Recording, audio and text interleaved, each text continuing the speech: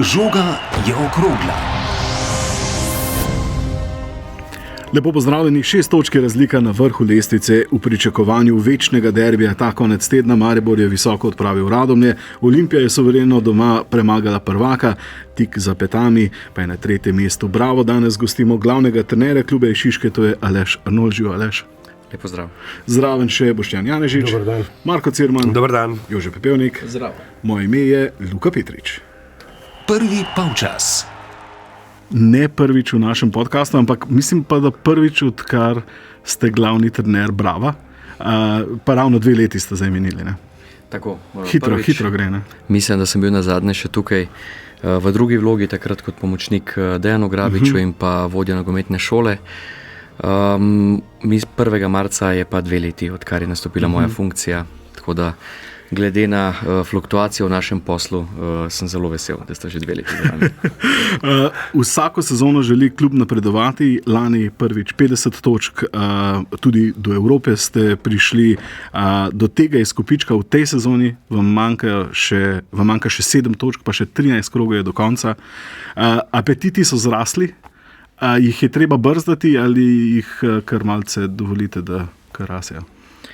Ja, mi smo znani po tem, da jih brzdamo do te mere, da že rahlo nerviramo vse okrog v nogometnem svetu in tudi v medijskem, ampak na koncu pa jih brzdamo, bi rekel, na to neko nivo našega znanja in verjamemo v to, da se vedno zavedamo naše trenutne realnosti. Zavedamo se, kako zahtevna je liga v tem formatu 10.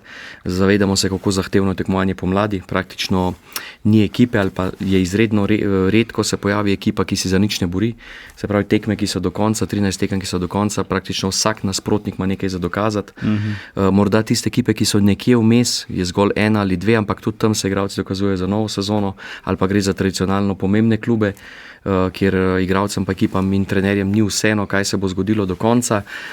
Mi pa se zavedamo naših naravnih omejitev, zavedamo se, da je rezultat zelo težko v bistvu tukaj noter dosežiti in zato smo morda malo bolj pazljivi ali pa pazljivi do te mere, da zgledamo neambiciozni.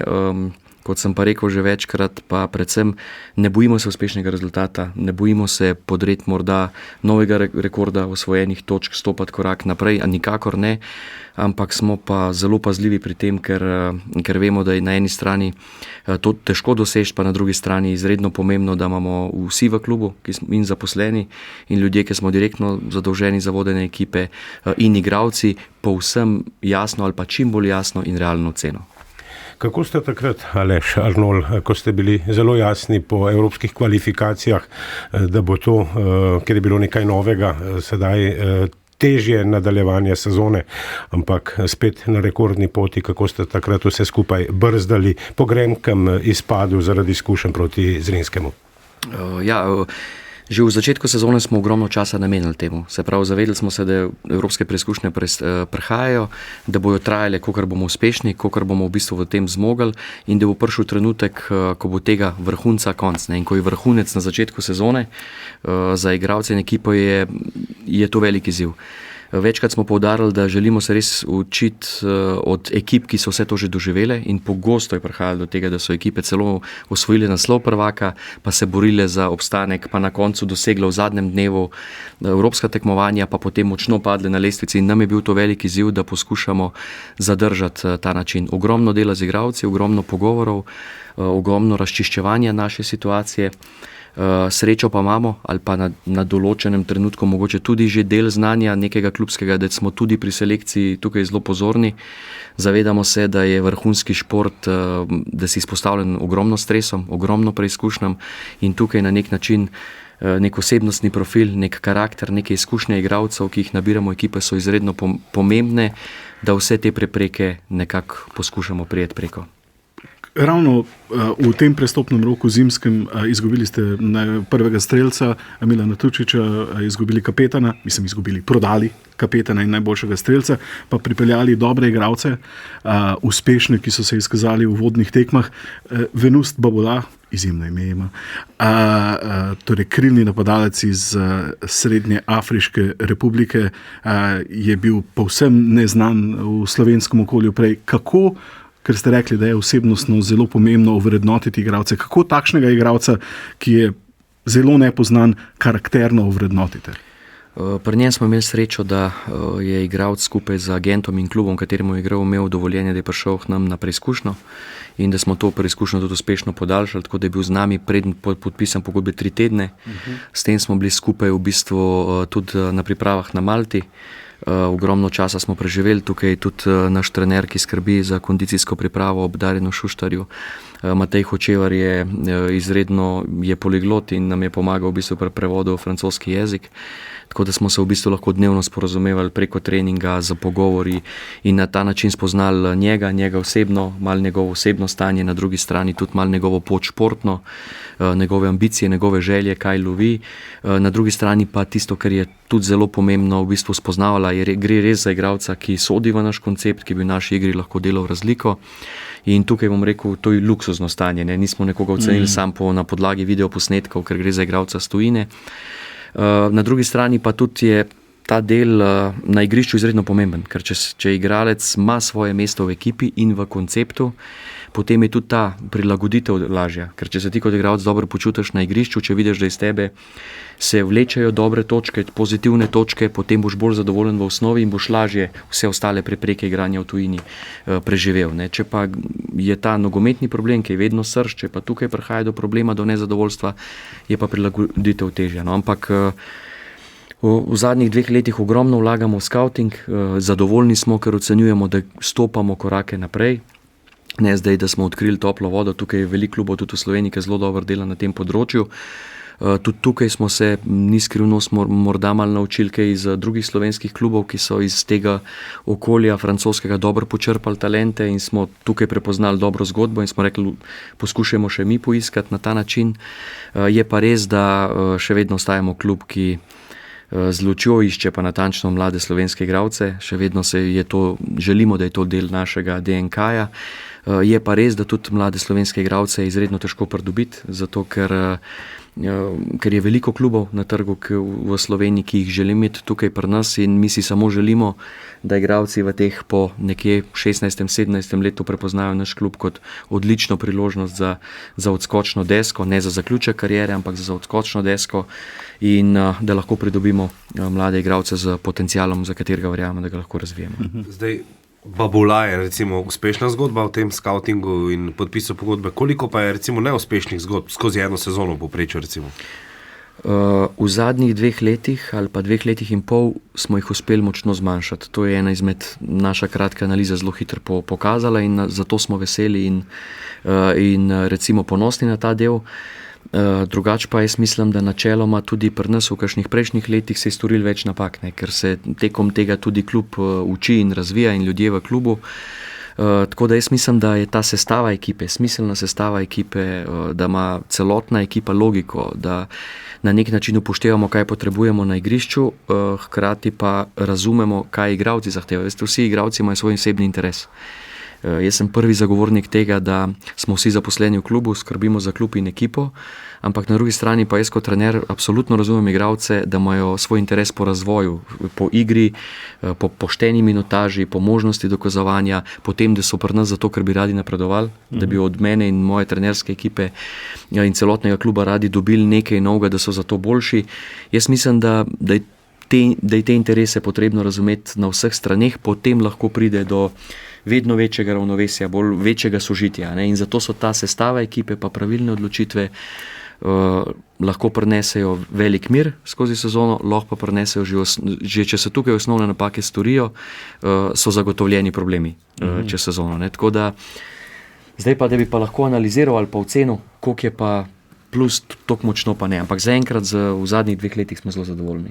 Aleš, če se vrnem nazaj, prej ste omenili tiste priprave na Malti, nekaj dnevne, je kar neka drugačna zgodba za tem, kolikor mi je znano, v bistvu če sem prav razumel, povabilo Kaiserslauterna, nepričakovan del priprav ste opravili tam, koliko ste v tem videli priložnost, kaj dobrega je iz teh nekaj dni na Malti v bistvu nastalo? Ja, mi v bistvu sigurno se ne bi za to odločili, če ne bi zaradi povezav dobili vabilo Kaiserslauterna, ki je želel v bistvu odigrati generalko pred začetkom prvenstva. Seveda smo mi to takoj sprejeli, prvič zaradi odlične tekme, ker smo vedeli, da v bistvu ekipa, ki se bori za vrh druge Bundeslige in želi v prvo, da bo odličen test. Morda je tekma prišla kakšen dan prezgodaj za tisti naš ritem, ampak po drugi strani pa smo imeli nekaj igralcev na preizkušnji, tako da nam je pa predstavljala odličen test, zato da smo igralce bolj natančno spoznali, da smo lažje sprejeli določene odločitve in tudi za trening smo imeli odlične pogoje in temperatura in igrišče, trenirali smo v nacionalnem centru, imeli na voljo v bistvu 3 igrišča, odlično pripravljena, bivali blizu, tisto, kar je najbolj pomembno, da so igralci imeli za življenje vse potrebno in da odlične pogoje. Tako da jaz mislim, da je bil v bistvu na koncu to neplaniran, ampak pomemben del priprav za nas. Kako dolgo pa čakate igralca? Koliko tekem mu date v pripravljalnem obdobju tistemu, ki je na preizkušnji?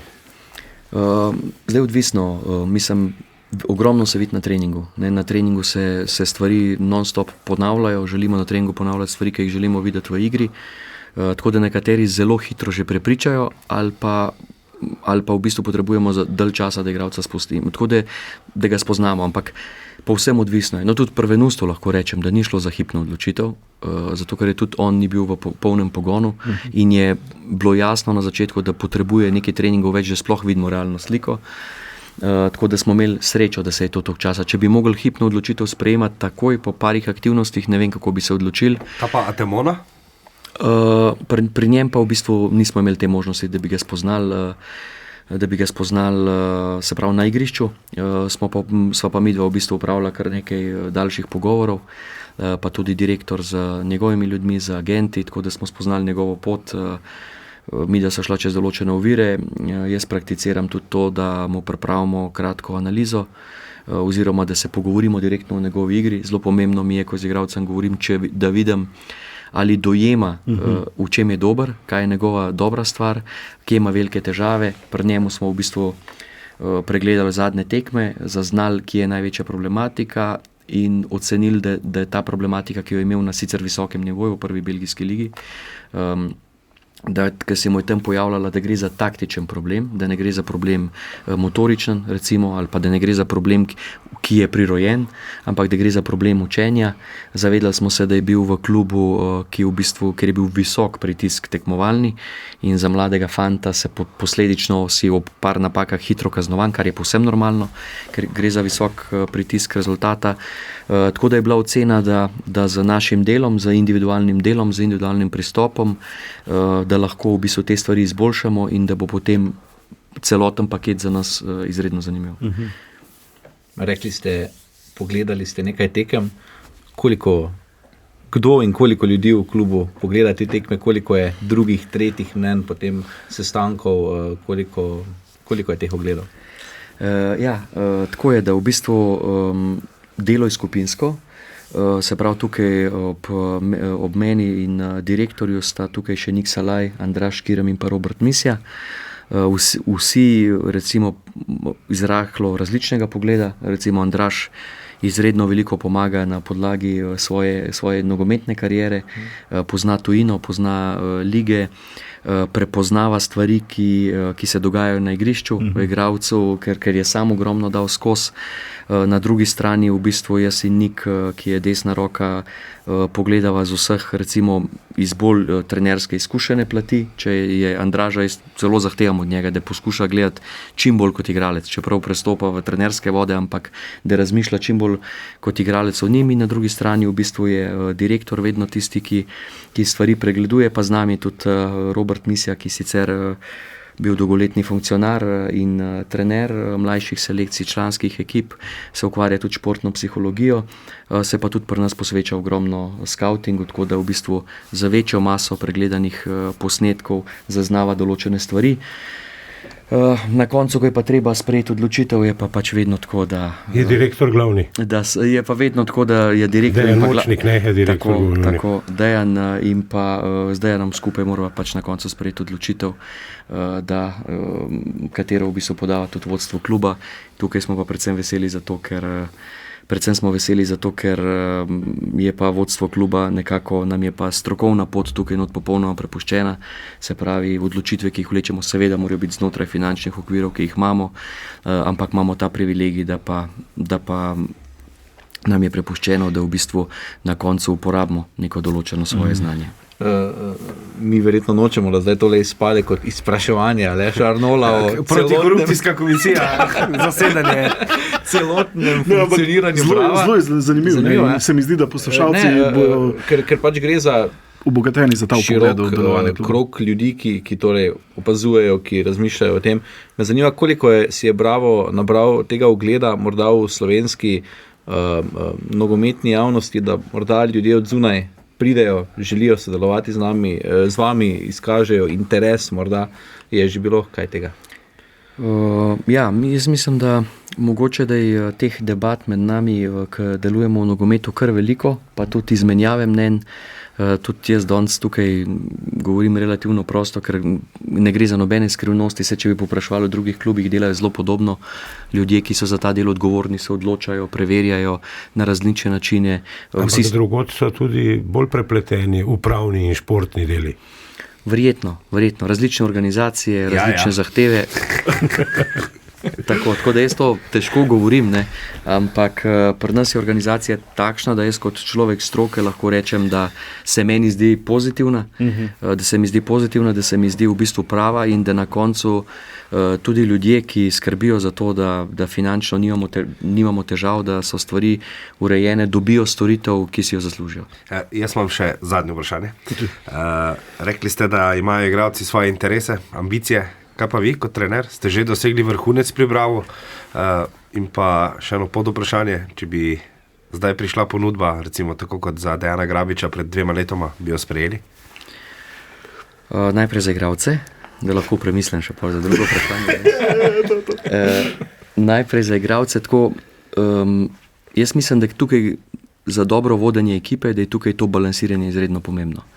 In da je izredno pomembno zavedanje tega, ker je pač nemogoče pričakovati, da igralec ne bo imel svojega osebnega interesa. In je pomembno, da tudi pri izbiri igralca se vedno razmišlja, v kakšno zgodbo prihaja in v kakšni zgodbi je on. Če te dve zgodbi gresta skupaj, je zadeva lahko smiselna, a ne? Ker vsi smo že delali te napake v preteklosti, ali jih pa delamo še vedno, da prihaja do kopičenja, da prihaja do tega, da določeni igralci se težko znajdejo v zgodbi, katero klub ima. In tukaj noter se mi zdi, da tukaj not pravilne poteze vleč, da je to pomembno, ne. Na drugi strani pa jaz moram reči, da sem izredno zadovoljen v klubu, da mi ta del, bi rekel, svobode ali pa zaupanja, ki mi ga klub namenja, ogromno pomeni, na drugi strani ogromna odgovornost. Ampak seveda je pa neka rast ali pa neka želja potem, da izzivi prihajajo tako pri igralcih, ko čutijo, da so v slovenski ligi ali pa v določenem klubu dosegli nek zenit, da se jim odpira korak naprej, da ko enkrat pride do tega naravnega trenutka, pa jaz mislim, da je v profesionalnem športu to povsem naravno. Kdaj pa ta trenutek je? Pa sprejeti pravo odločitev, pa nikoli ni pravi trenutek. To pa jaz mislim, da ni človeka, ki bi bil tako pameten, da bi lahko trdil, da bo izbral prav. Pa vas je Dejan takrat hotel vzeti sabo v Mursko Soboto? Sva se pogovarjala v bistvu o večjih zadevah. Mi smo tudi, Dejan je vedel in je tudi to v bistvu spoštoval, da je vedel, da smo imeli tak dogovor, da ko Dejan odide, jaz ekipo prevzamem. Jaz sem tudi zato več let v klubu še vztrajal, pa nisem prevzel določenih opcij, ki sem jih tukaj imel v Sloveniji, zato ker sem zaupal, da je neka prva priložnost, ki jo imaš, izredno pomembna, ker je to nenazadnje, se v Sloveniji ne spremlja delo trenerjev tako natančno, da bi danes kdo govoril, kdo pa je. Mene to sicer žalosti, da se ne pogleda mogoče bolj natančno druge lige, pa trenerjev v mladinskih ligah, pa da se že tam prepoznava talent, da se že tam prepoznava nogometni talent, kako nekdo dela na igrišču, kako igralci napredujejo. Mislim, da bi bilo to potrebno, ker je to pomemben del. No. Tako da jaz sem tukaj v bistvu potrpežljivo čakal, da bo priložnost prišla. Tudi Dejan je se zavedal, da v bistvu mi je bližje ta pozicija kot druga, ampak sva pa v tistih letih odlično sodelovala. Tudi zdaj se še večkrat slišva, pokomentirava karkoli, tako da Ker vaša pot ravno... Sprosti moram te Povej, prekiniti. povej. Rekel je, da je potrpežljivo čakal, lahko bi dal spot za žogo. Ne? Potrpežljivo sem čakal, da me bodo povabili v goste in zdaj sem čakal. Ravno vaša pot do tega trenutka zdaj, do tega, da ste zdaj že 2 leti glavni trener Brava, je bila precej nekonvencionalna. Morda v tujini, ravno v nemški ligi sem pregledoval karijere prvoligaških trenerjev in mnogi so prišli tudi brez neke izrazite igralske poti do mesta glavnih trenerjev v nemški Bundesligi. V Sloveniji pa to še precej bolj redko. Zdaj ste pa se izoblikovali v enega najbolj čislanih mladih trenerjev v Sloveniji, več let pri Bravo, prej po stopnicah šli tudi v reprezentančnem pogonu mlajših selekcij delovali, tudi ko smo se lani pogovarjali pred odhodom na Evropsko prvenstvo, so nekateri reprezentanti skozi vaše roke so mnogi tudi šli, tisti, ki so odšli v Nemčijo, izpostavljali vaše delo in vas in svoje delovanje v Bravo in tudi v reprezentanci. Niste pa bili prej profesionalni nogometaš, začeli to pot pozneje. Kako je bilo, kako ste vse skupaj doživeli v tistih začetkov nogometnih? Morda za pomoč je bil profesor trenerstva Milan Miklavič, se je tam začelo. Ja. Ne, v bistvu jaz sem začel delovati v okolju, se pravi doma v Škofji Loki, z mlajšim selekcijam že izredno zgodaj. Zelo hitro me je tudi potegnil v trenerstvo. Tako da sem imel v bistvu to prednost, da so ljudje, ki so bili takrat okoli, mi to možnost hitro ponudili. Na Gorenjskem je bil v tistem času v bistvu Triglav izredno organiziran klub, zdaj sem rekel v tistem času, ker danes ne poznam, kako je. Izredno organiziran klub, tako da ko sem pričel z mlajšimi selekcijami delati, sem zelo hitro dobil, mislim, da v 2 letih vabilo že iz Kranja, da stopam korak naprej. Pa potem v bistvu po 3 letih dela tam, pa po določenih uspehih z mlajšimi selekcijami se mi je odprla pot v Ljubljani.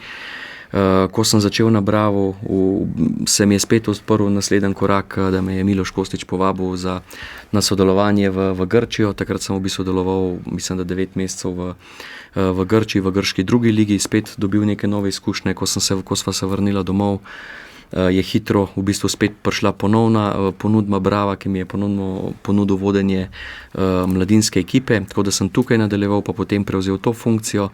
Hkrati je bil pa, mislim, 2 leti in pol oziroma 3 leta pa močno vpleten v delo reprezentanc mlajših selekcij. Takrat je bil v bistvu direktor Milan Miklavič, ki je sodeloval z vsemi takratnimi selektorji. In jaz moram reči, da v trenerskem razvoju, pa sem, bi rekel, otrok slovenske trenerske nogometne šole, sem v bistvu vsa šolanja prešel od začetka pa do konca do UEFA Pro, da je bilo pa tisto obdobje morda za mene najpomembnejše, ker sem imel možnost sodelovati z selektorji, ki so imeli že kar nekaj izkušenj na tem delu, največ skupaj z Agronom Šaljo, pa občasno potem tudi z Dušanom Kosičem, ki so sodelovala že prej v Kranju, Igorjem Benodejčičem v tistem času. Tako da to je bila ena stvar, na druga strani je bil pa Milan na nek način mentor vsem tem selektorjem in tudi nam trenerjem.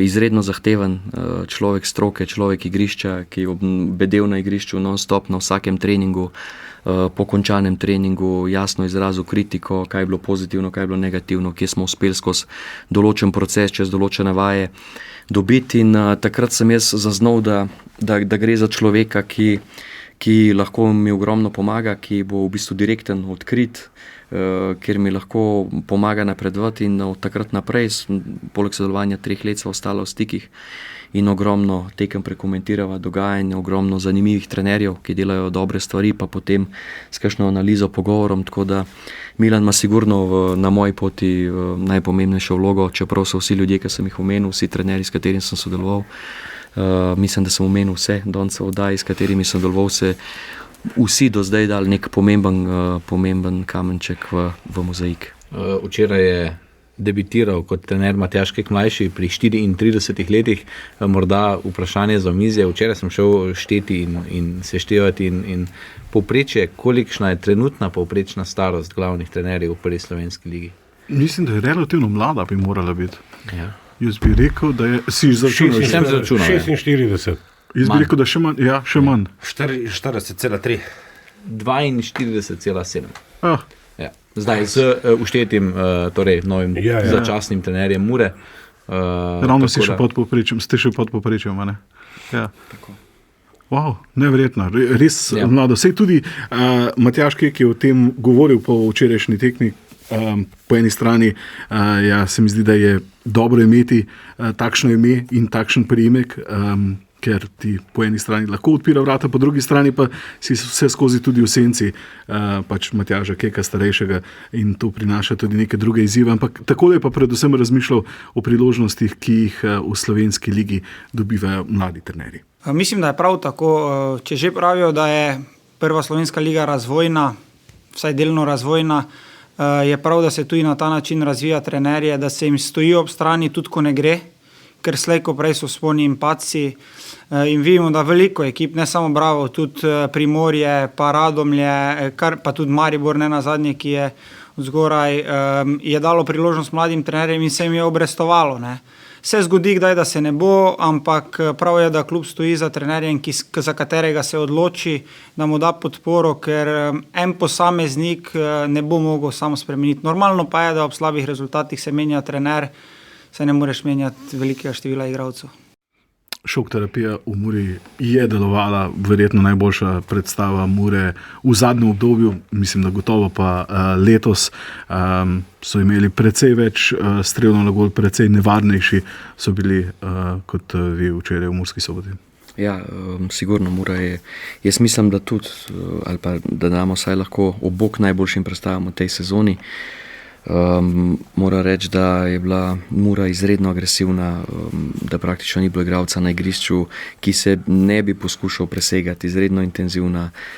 Tudi plan, ki so ga pripravili, je bil izredno preprost in posledično so ga lahko kvalitetno izvajali, tako da čutila se je nova energija s tribun, tako da mi smo na koncu lahko zadovoljni s točko, ker vemo, da kljub temu, da sta si bila polčasa različna, se mi zdi, da je bil nasprotnik tako zahteven včeraj na domačem igrišču, da bi se zelo hitro lahko zgodilo, da bi takšno tekmo izgubili. Nekaj prahu je dvignil VAR, precej so se jezili v domačem taboru, tako da je po tekmi govoril Amadej Maroša. Vsekakor žalostno je, ker glavni sodnik je bil blizu in ni videl prekrška. Mislim, da se njihov igralec malo odigral to, zdaj pa kako to so oni videli VAR-u, res ne vem, ampak žalostno je, da se to zgodi dvakrat na tekmi. Razumel bi enkrat, napaka ali nekaj, ali da se ti dvakrat to vidi, da se VAR pač enkrat vključi, enkrat pa ne vključi. Glede z moje strani, mislim, čiste situacije, škoda besed. To je bil torej Amadej Maroša. Pri drugi odločitvi je bilo tako, da ni šel pogledati sodnik VAR-a, potem ko ga naj bi eden od igralcev Bravo pohodil. Bolj bi se pa dostavil pri prvi in sicer je Antolin dosegel fantastičen zadetek na koncu. Na začetku te akcije pa po oceni sodnikov prekršek na sredini igrišča, ko je eden od igralcev Bravo skočil in dobil igralca za seboj, ki ga je porinil naprej in ni ostal na obeh nogah. Mnogi so v domačem taboru mislili, da je bilo vse skupaj prebledo, prerahlo, da bi lahko se celotna akcija prekinila. Kako ste vi vse skupaj vedeli? Jaz na koncu, ko komentiramo sodniške odločitve, res priznam, da kljub izobraževanjem, ki jih imamo, praktično 10 dni nazaj so bili ponovno na obisku pri nas in smo pregledali vse rahle spremembe ali pa trende, ki se dogajajo. Ogromno je tega. Zelo težko je reči, da kdorkoli reče, da vse te stvari pozna in jih ima kot trener ali pa igralec pod kontrolo, mu čestitam, ker je ogromno teh detajlov. Tako da jaz se lahko povem samo, koliko smo mi doživljali. Mi smo doživljali s klopi, da je sigurno šlo za prekršek, zato ker je pač šlo za porivanje iz hrbta, predvsem pa zato, ker igralec, ki je v zraku, je seveda bolj ranljiv. Če bi šlo za duel na tleh in gre za določeno prerivanje, v tem ne govorimo. Ko si pa enkrat v zraku, si pa v bistvu bistveno bolj ranljiv. In zdaj jaz mislim, da ne smemo mešati, ampak pravim, to jaz razmišljam, ne pravim, da imam jaz prav, ker ne poznam, ne smemo mešati tukaj hrušk in jabolk in govoriti o intenziteti, ne? Ker tukaj je zahtevana bistveno manjša intenziteta, da nasprotnika v slabši položaj postaviš, kot če sta oba v duelu na tleh, ne? Se pravi v dvoboju na tleh. In zato tukaj se mi zdi, da se je ogromno govorilo o neki intenziteti, ampak če jaz skočem v zrak in me nekdo rahlo porine, bo lahko močno vplival na ta moment. Ne. Seveda se pa tudi vpraša igralca, ki z obema rokama poriva, kakšen način branjenja je to, a ne, in seveda gre za prepovedan in je potem tukaj verjetno prišlo do tega, da so se tako odločili. Ne. Ampak še enkrat, zdaj bom rekel, to sem jaz povedal laično, a ne, kljub temu, da sem, ker je sodniška stroka, ima svoje poglede, jaz pa na koncu verjamem v to, da je VAR dobra zadeva, da smo z VARom vsi bolj mirni, tako igralci kot trenerji, da vemo, da bo v bistvu šlo skozi več oči, da igra postaja tako hitra, da v bistvu glavni sodnik še s tako visokim talentom izredno težko polovi vse ključne momente, ne? Vedno hitreje se napadajo zadnje linije nasprotnikov, vedno več je teh situacij za offside in jaz mislim, da konec sezone, ko potegnemo črto, da je bolj pravici zadoščeno z VARom, kot če ga ne bi bilo. In to je... Težava je v tem, ker vsi zahtevajo, da je 100%. In ko ni 100%, vsakič, ko je ena napaka, je najbolj grozno stvar na svetu. Ampak jaz mislim, da če se števek pogledamo konc sezone bomo vsi bolj zadovoljni in da bo tudi vse ekipe smo manj oškodovane, kot bi lahko bile, in mislim, da tudi VAR preprečuje kakšnekoli druge manipulacije, ki bi se lahko dogajale. Preden gremo na ostale tekme v tem krogu, še o morebitni spremembi oziroma verjetni spremembi, če sem prav razumel, za naslednjo sezono, in sicer glede držanja žoge nogometnih vratarjev, potem, ko jo sprejmejo in se igra ne ustavi. Doslej so lahko vratarji 6 sekund držali žogo, ampak to se seveda nikoli ni zgodilo. Večkrat se je zgodilo, da so jo držali 15-20 sekund in niso bili za to kaznovani. Kazen naj bi sicer bil indirektni prosti strel. Zdaj, ko so to preizkusili v nekaterih mladinskih ligah, v Italiji se mi zdi, pa tudi druge po Evropi, pa so rekli, da bi bil ta interval 8 sekund in da mu sodnik začne tudi odštevati od 5 sekund navzdol, in če naredi napako, da če vratar predolgo zadrži žogo, da bi nasprotnikova ekipa dobila kot. A se vam to zdi vsem skupaj zdaj dobra rešitev, slaba rešitev? Zanimivo. Ja. Mislim, meni se tudi zdi, predvsem zato, da je čim manj teh lukenj. Arsenal bi bil vesel, ne? Tega pravila, ker so močni v kotih, ne? No, recimo, ja. S tem, da so ugotovili, mislim, da če sem prebral, če sem se prav zapomnil iz tega članka, so sodniki recimo v 3/4 primerov, ko je do tega prišlo, opozorili in opozarjali, in samo v 4 od, mislim, da 400 primerov dosodili kot. Torej, po večini zaradi tega, ker so se vratarji tega držali. Torej, je bilo učinkovito pravilo. Ne? In se mi zdi, da predvsem, ker je veliko časa vmes izgubljenega na nogometni tekmi, da se, če se od 90 minut dejansko igra 55-60, se mi zdi, da se na ta način lahko veliko enih teh minut Čeprav za izvedbo kota bo spet šlo kar nekaj časa. Ne.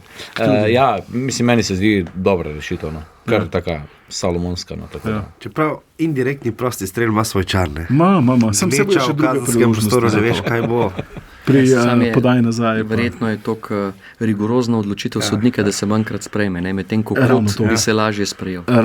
Tudi nekonstantnost je pri oziroma zelo prepuščeno, seveda tudi oceni sodnika, je vračanje žoge nazaj vratarjev. Velikokrat vidimo, da gre za naj bi šlo slučajno vračanje, pa teh indirektnih prostih strelov je res zelo malo. No. Pa vsi tu gledamo ogromno nogometa, vidimo ogromno tekem, pa ne vem, ne spomnim se res zadnjega primera. No. Ja, tudi jaz sam se ne vem, kdaj bil. So pa tisti, ki se zgodijo, takrat, ko so pa zelo zapomljivi. Tako da Drugi polčas. Olimpija Celje, Olimpija je bila suverena, Celje precej bledo.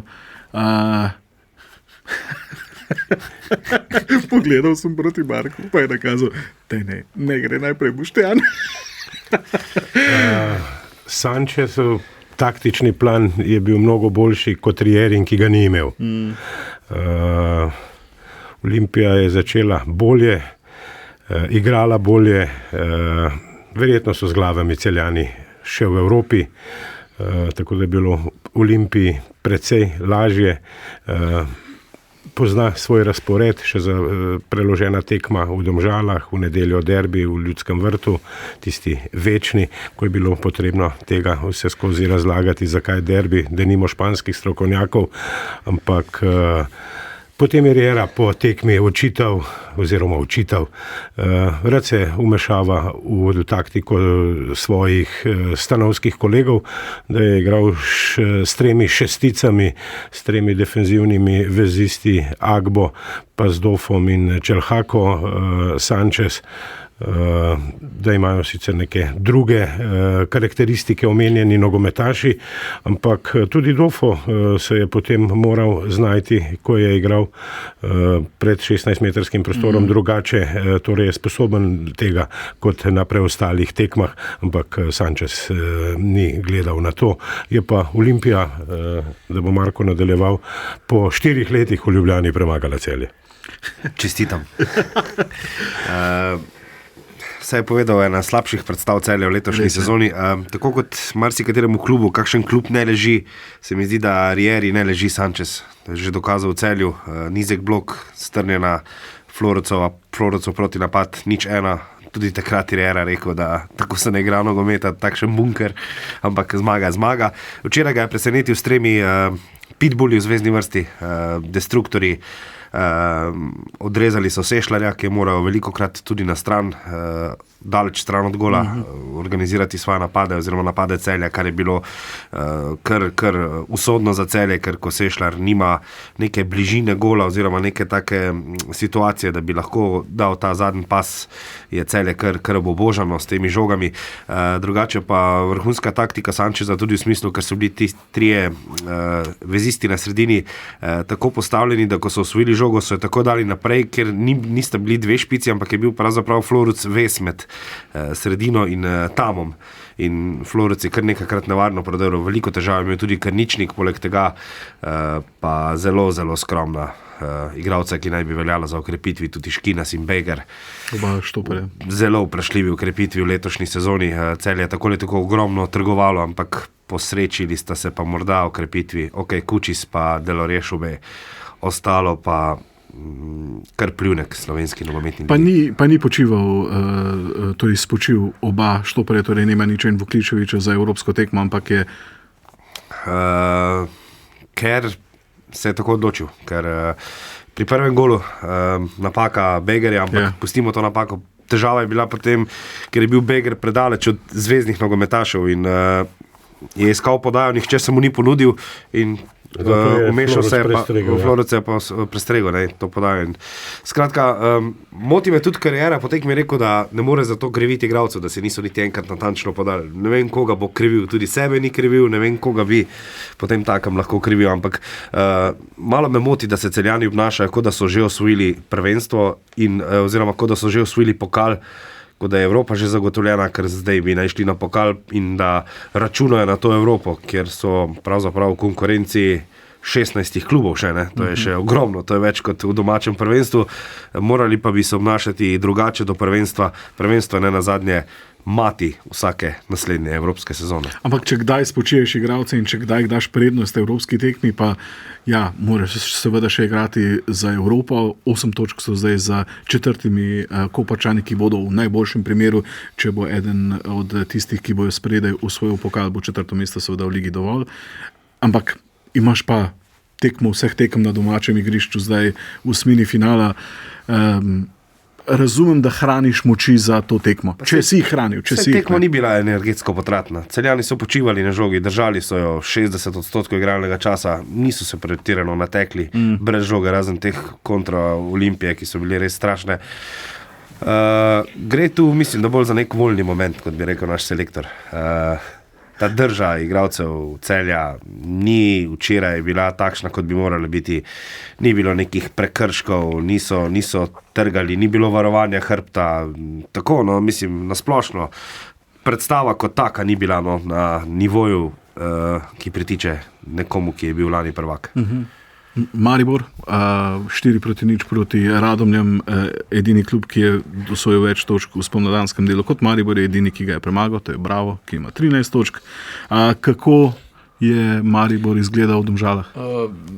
Dobro, suvereno, malo so se, kolikor sem se pogovarjal z navijači Maribora, bali, ne, po tem, ko ena ekipa izgubi 9-1 v naslednji tekmi, je zagotovo, da ne bo, skoraj zagotovo, da ne bo doživela tako visokega poraza, oziroma da bo bolj obrambno trdna, ampak Maribor je našel poti. Benjamin Tete ima zdaj, ne vem, 7 golov, na pamet govorimo, tega jih je 6, bilo res izjemne zadetke dosega, pa tudi sicer zelo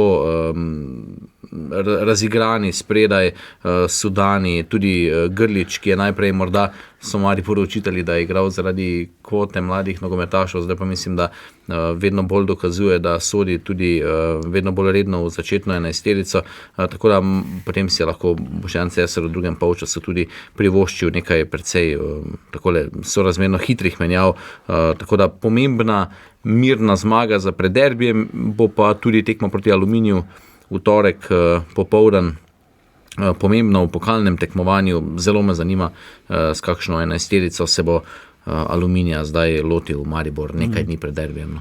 Aleš, kako je pomembno tekmovanje pokalno za vas v tej sezoni? Sigurno je tudi pomembno. Pokal nosi vedno svojo specifiko, nosi svoje presenečenja in tudi v tem vidimo določeno priložnost. Tako da se visoko tekmovalno vsega lotevamo. Prinaša tudi boljšo pot v Evropo?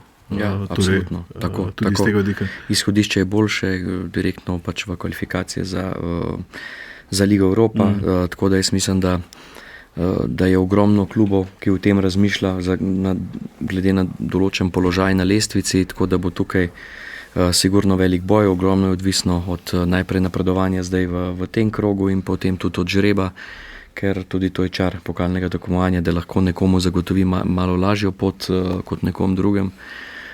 Jaz se ne strinjam čisto za tezo, da je potrebno vse premagati, če imaš dober žreb, pač je potrebno druge premagati, ne, in je to sigurno malo drugače, ne, ker ne igraš z vsemi, tako da je tudi to pomemben del, ampak jaz bi mogoče celo pohvalil te uvodne kroge, kjer smo v bistvu više ligaši gostovali pri nižje ligaših. Mislim, da je bilo to z vidika popularizacije nogometne igre v Sloveniji, da je bilo videti veliko lepih dogodkov, nogometnih v manjših krajih, bi rekel, malo manj nogometnih krajih, da so privabili veliko ljudi na tekmo, veliko gledalcev, tako da se mi zdi z vidika organizacije pokala to izredno dobro iz strani zveze, iz strani organizatorja, izredno dobro zapeljano, ker kakorkoli obračamo, je tudi to pomemben del v nogometu, da smo spet pridobili nekaj mladih fantov, kjer so videli od blizu Maribor, kjer so videli od blizu velike slovenske ekipe, kjer se bojo mogoče trenutno odločajo med športi, še niso pa povsem prepričani in na ta način z višjo popularizacijo nogometne igre širimo naš bazen, ki je majhen, zato pa je zelo pomembno, da jih čim več privabimo v to in na drugi strani, da je tudi čim več jim pomagamo, da naredijo čim boljšo pot. To je bil del mojega naslednjega vprašanja. Me pa zanima zdaj, ko je naslednji nasprotnik Brava Sorače, težko se pripraviš na nižje ligaša, verjetno neke videoanalize težko delaš. Koliko je potem bolj pomembno, oziroma na kaj se potem osredotočate v trenerji? Ja, se zdaj v bistvu sta dve tekmi relativno podobni, tudi proti Muri smo imeli to težavo, da nismo vedeli, kaj pričakovati.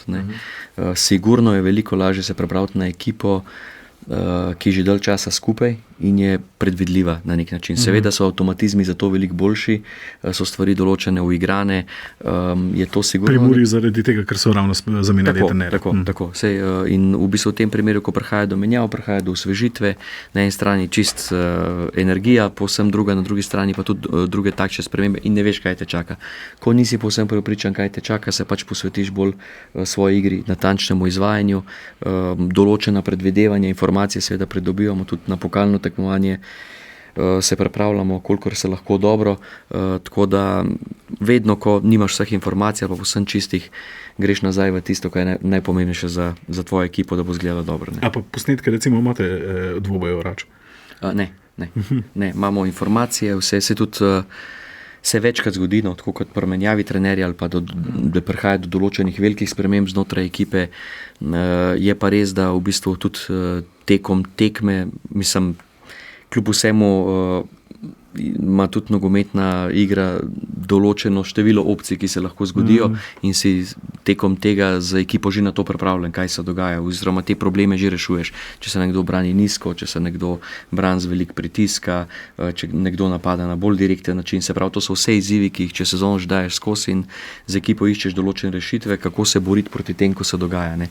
Tako da tudi, če nisi direktno nasprotnika pripravljen, so določene rešitve jasne. Je pa veliko lažje danes v moderni dobi, če seveda igraš proti ekipi, ki je bolj predvidljiva, pa tudi če za to bolj avtomatizirana.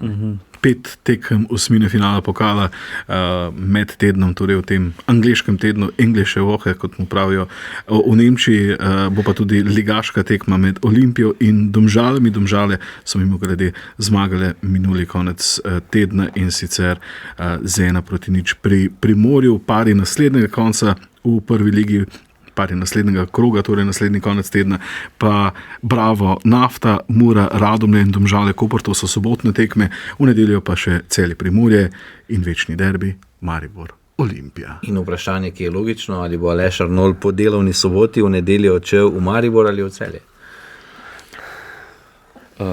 Je odvisno, koga ima potem po Nafti. Tako. Se pravi, nikogar od teh, niti Maribor, niti do reprezentančnega odmora nobeno od teh ekip nimate. Ne. Zdaj tako, tudi kar se mislim... Kam pa? Ne. Kam? Kde moraš čistiti kam? Klasika je, to sem želel povedati, da v bistvu ne glede na to, da kljub vsemu je pogledati se tekmo v živo drugače, ampak ko pa enkrat ligo že malo bolje poznamo, trenerji, tudi kolegi, ki se pogovarjamo, pa ogromno se nas velikrat odloči za to, da v bistvu preko portalov, s katerim delamo, pregledamo vse tekme, posamezne detajle, kar ti pa omogoča drug tip analize. Ne. Res je, da v živo začutiš še bolj, ampak ko pa enkrat poznaš posameznikov, njihove zakonitosti, si pa ogromno tekem pogledamo tudi doma oziroma čist v pisarni, zato ker imamo svoj mir, čas za debato, tako da bom jaz verjetno v tem hudem ritmu ostajal doma in se bomo pripravljali na naslednjo tekme po Nafti, igramo z Radomljami, tako da je to tisto, kar bo najbolj ključno.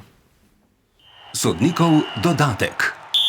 Kviz se gremo na koncu v sodnikovem dodatku vedno in sicer za začetek malce drugačen kot ponavadi. Povedal bom imena 3 klubov, vi pa morate najti stični klub igralske poti vseh 3 trenerjev. Čakaj, kaj? To je še hujš, ko male sive celice. Čakaj, daj mi list papirja, da si ne vidim. Ne, ni treba.